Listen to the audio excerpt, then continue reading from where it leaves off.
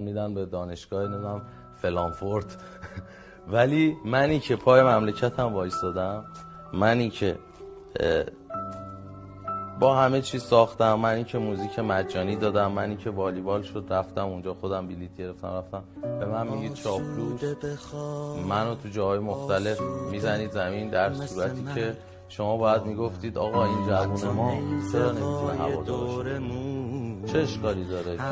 این جوون بره فوتبال بازی کنه؟ اگه فوتبال چیزی خودم فوتبال زد سوال میکنم، اگه 2 نفرم به خاطر من بیام فوتبال پس من کار خوبی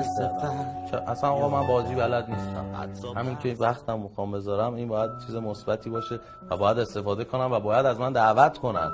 نه اینکه من بگم بیا آقا تو رو قلا منو بیارید بازم نیارن. بعد منی که درد کشیدم وایسادم اینجا دارم فرهنگ سازی میکنم، فوشمو میخورم، ولی اون آقایونی که همینجا به ثروت رسیدن، همینجا به